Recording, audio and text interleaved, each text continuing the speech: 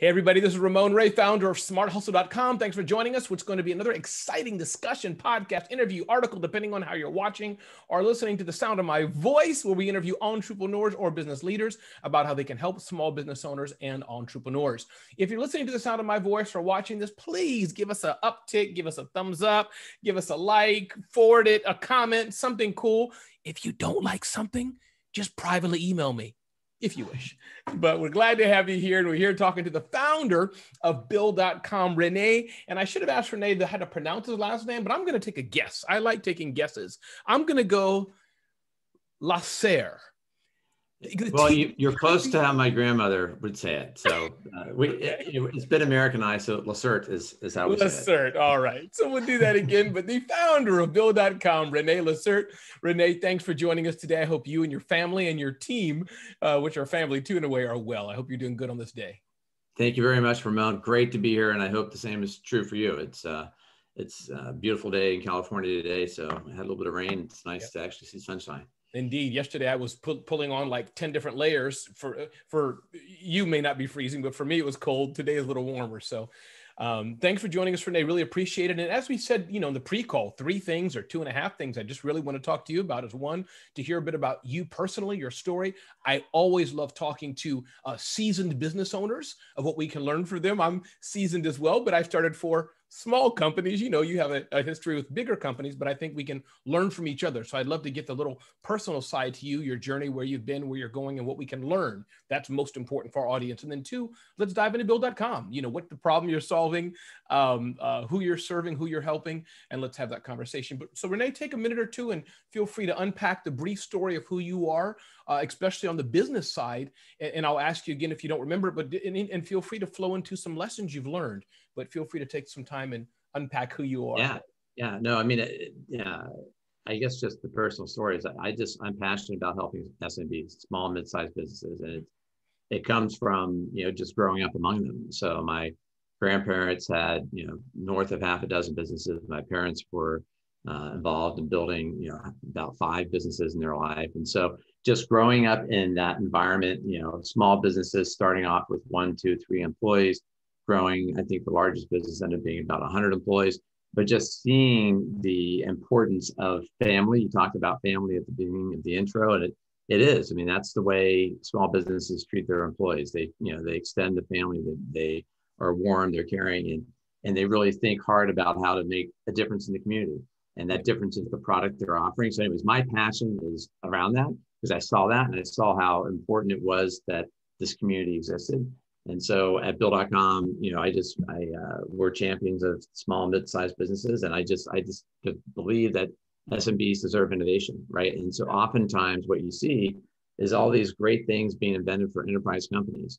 Well, who's taking care of the SMB? Who's going to help them figure out how to automate their processes? And so what we do is we automate the financial processes that are laying around the back office. So all the bill paying, all the bill collecting, the invoicing, the payables, all that stuff gets digitized, and we transform exactly how businesses are doing things from paper to something in the digital cloud.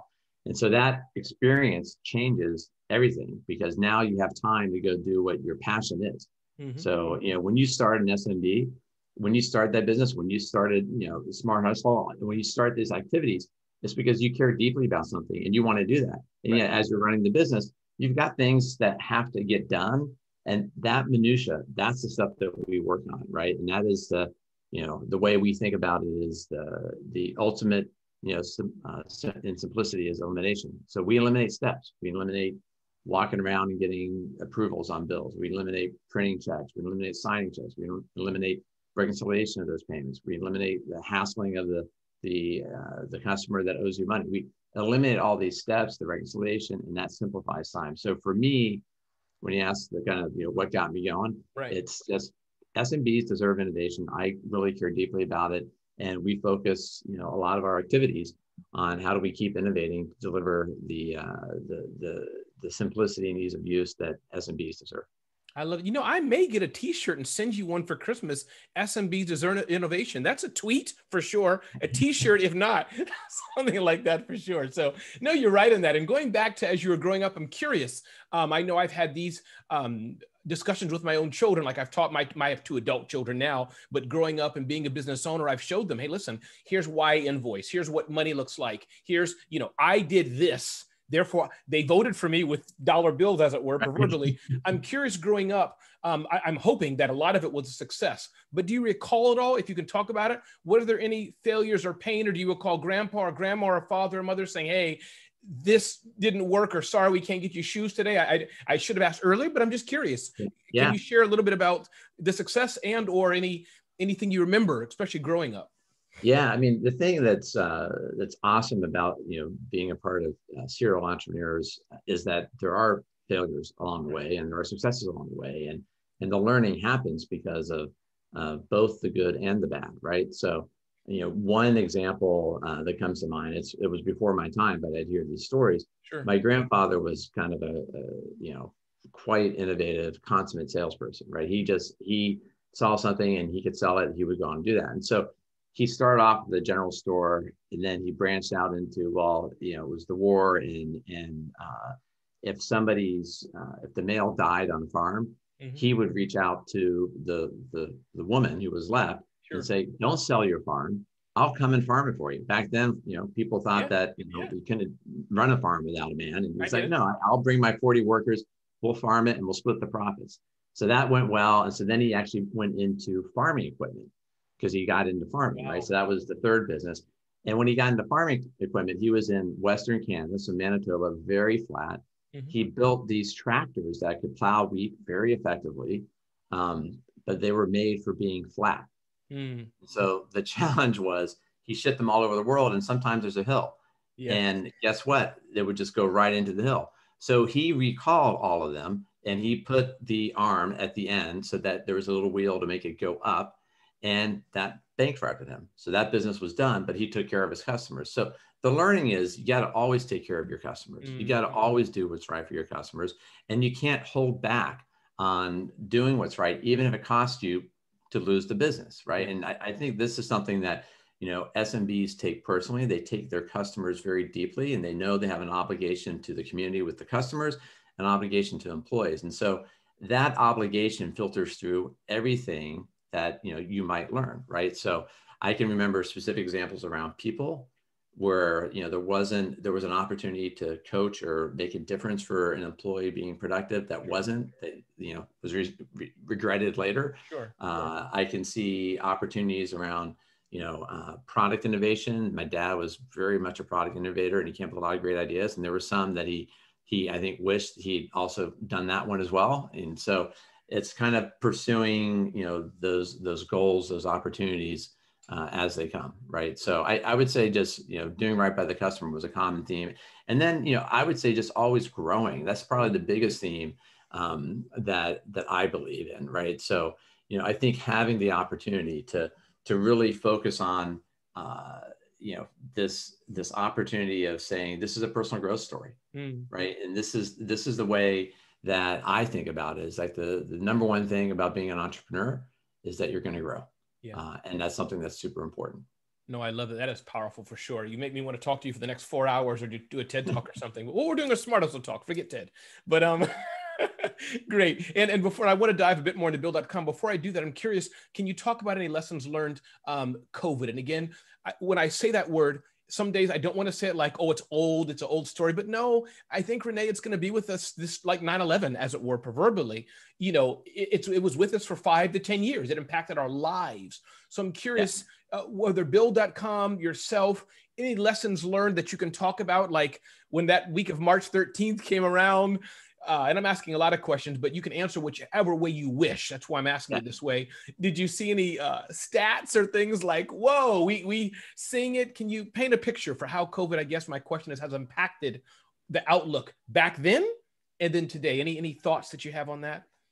Yeah, the most important thing that I think, I've learned that just kind of was cemented is that SMBs are resilient. I saw that with with my parents, my grandparents. I just gave a story of my grandfather, and Sure. lots of resilient stories there. And you just realize across America, 6 million businesses out there, Yeah. and all of them are resilient. They're all want to live the day to fight another day, right? I mean, they all want to make that happen, and they're all doing the best things they can to make that business survive. That's their passion. So I would say, that lesson of resilience is there. I would say, from Bill.com's perspective, understanding and appreciating the technology that we all have, that we're using right now, it's awesome. Like being in a position that we can think about our hiring differently going forward, I think is every business now is going to be thinking about, unless you're, even a restaurant business, you're going to be thinking a lot more about takeout.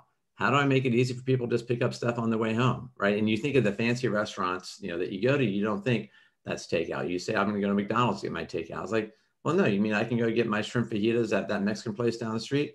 Right. Maybe I'll do that on the way home instead of having the whole family come out. So I think that ability to kind of think about this hybrid environment that we're now living and dealing with, it's not ideal. We all want more, but I think that's going to become and bleed into our lives. We're going to be like, you know what?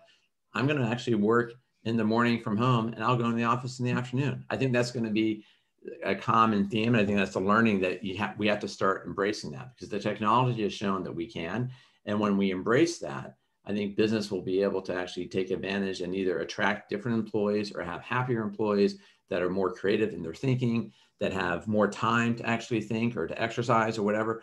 And that's going to be a change. So I would say that resilience theme, that comes through loud and clear. And I would say part of that resilience is adapting. So maybe the way that I'm talking about is resilience and adapting. That adaptation is something that's really valuable and something that, that I've seen happen across, all of our customers, because they've had to do that. So for sure. I think it's powerful. And talking about customers, can you paint us a story, Renee? Let's get into Bill.com a bit here.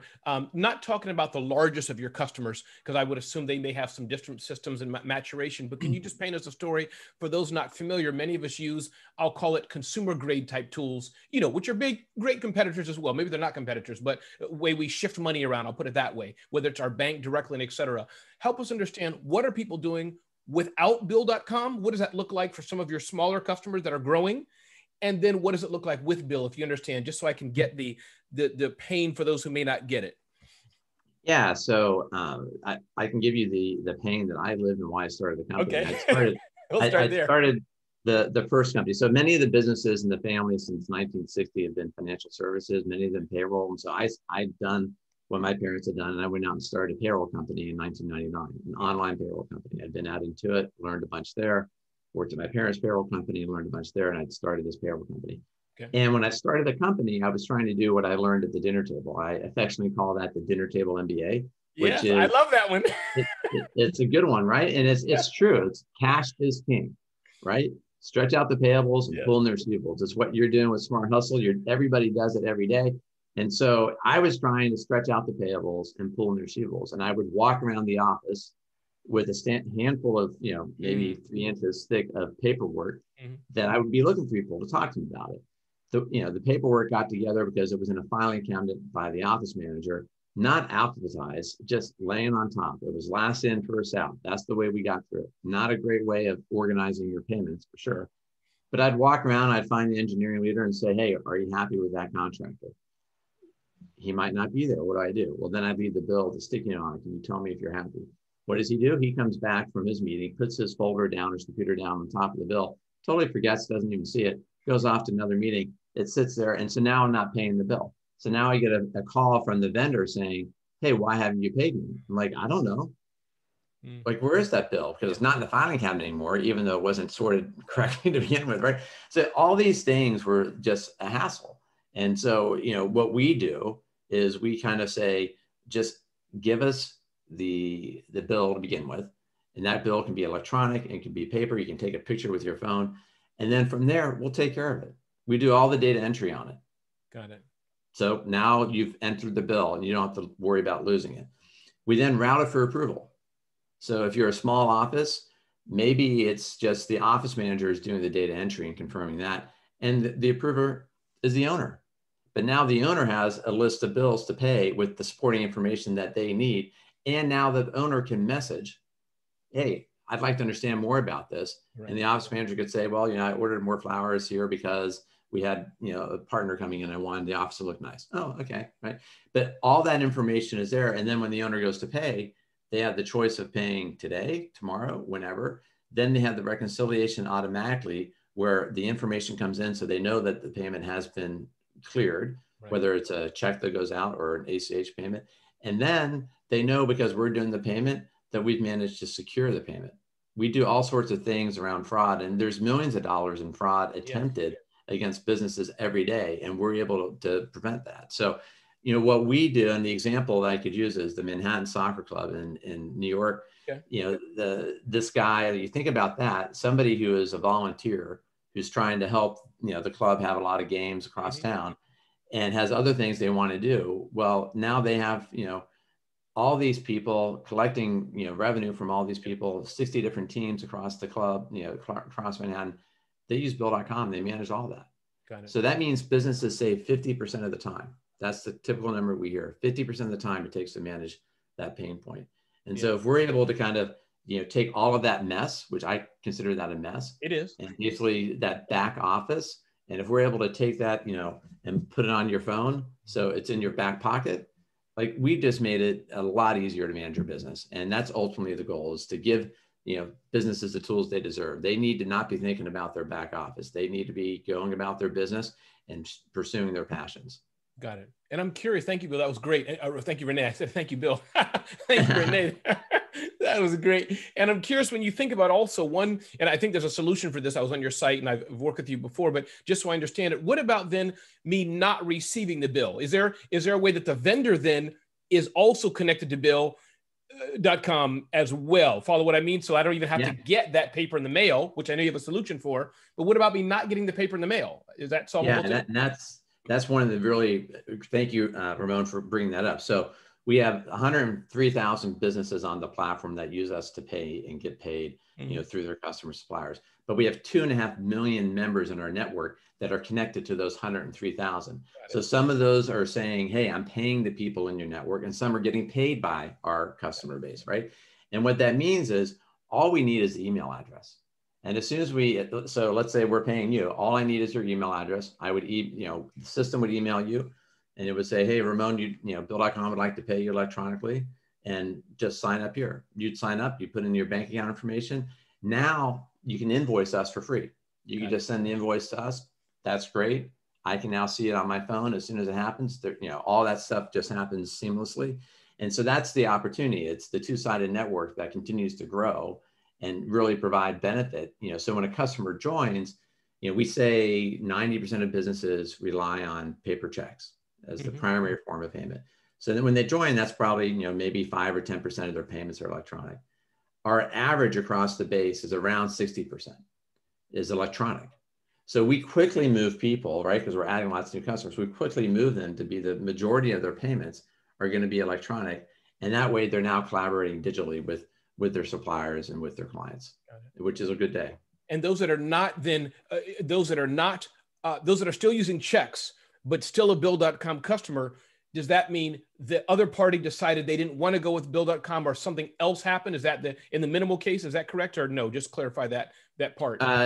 For the most part, it's because our customer hasn't given us the email address of that particular vendor yet. And so they're just we have lots of things in the product that we're saying, hey, give us the email address and we'll work it. And so there's lots of things that we do to drive that. It's very rare that we have somebody who gets an invitation that says they don't want to be paid electronically. I mean, who wants to check, right? I mean, that's not a fun thing. No, got it, for sure. And I guess the ideal solution as well would be that this is the thing would be that the business owner should integrate all their AR and I think, their account payable, account receivable into the Bill.com platform and invite their vendors. Meaning if you're working with our company, Smart Hustle, we use Bill.com. We'd like you to please, for all of our sakes, to also enter the platform. You bet. That's exactly.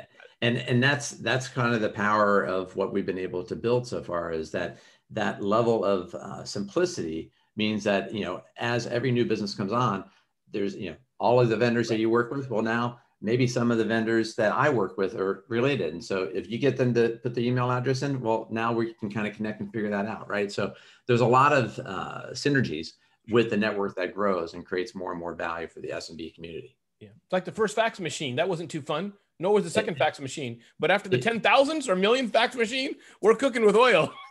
Exactly. And it's one of these things that snowballs. And it's one of the things I love about building a company is that the momentum, right? And once you get that momentum going, there's ways to add to it, but it's also nice just to see it happening, right? It just continues to go. And then finally, Renee, this has been such a great discussion. What are some things that Bill.com does not do? And I guess, or the other side of the question would be, who are your partners? Because this is a space where you compete with a lot of people. You can compete with a bank. You can compete with some of the well-known financial software packages that small businesses use. So who is it that, and I'm not asking you who do you compete with, but who's your partner? If you understand what I'm questioning. What things you say, Ramon? No, we don't do this. So we want to work with X type of category. No. It's when I started the company, I knew that reaching SMBs everywhere, and our goal is to really help every one of them out there. Right. That it was going to take a village, if you will. It was going to take an army, and so we have our own direct marketing efforts, the digital demand gen, and we have a good URL, so we get leads in that way. But then we also go to the places that businesses trust others, and so the first place they trust, the first partnership we did was with accounting firms. Okay. So accountants, use our platform to help manage all of their clients' back office. And we have 80 of the top 100 firms in the country that use us. We have a partnership with the AICPA where they recommend us. And then we have around 5,000 accountant firms across the country that use us. So lots of opportunity on that front. Then we go to the financial institutions, where the financial institutions say, payments are a really important part of their experience for the customer. But guess what? If you think about it, they're always the last to know. Right? I mean, if you write a check, they're definitely the last to know. If you go use a credit card, they're the last to know, unless it's their credit card. They're the last to know, and they would like to know sooner. They'd like to be a part of that payment process. Right. And so they white label our product and integrate it with their solutions and then market that to their customers. And so we've got, 3 of the top 5 banks, B of A, JP Morgan Chase, and Wells Fargo that are on the platform, plus a number of others. Sure. And then the third type of partnership that we have is accounting software. And the one that we highlight there is the partnership with Intuit. Okay. So we've been a long-standing partner of Intuit's. We've built lots of integrations with them, and lots of different products and services have been marketed together. And the current focus they have is on QuickBooks Online Advanced. Yep. It's one of their top 5 bets. It's really for businesses with 10 to 100 employees. That's a great fit for us.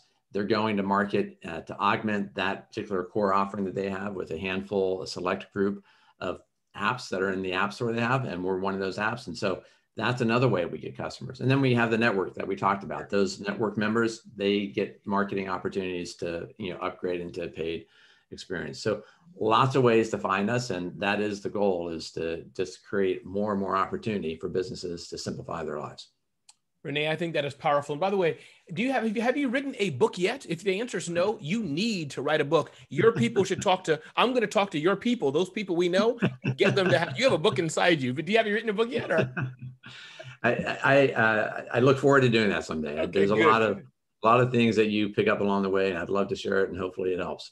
Absolutely. But Renee Lacerte, it's been a great talking with you, founder of Bill.com. And once again, my name is Ramon Ray, founder of SmartHustle.com. If you're listening to the sound of my voice or watching this video, share it with somebody else. Give us a kind remark. Give us an upvote, 5-star rating, whatever you want to do. But again, Renee, it's a pleasure being with you, founder of Bill.com. And my name is Ramon Ray with Smart Hustle Media at SmartHustle.com. Thanks, Ramon.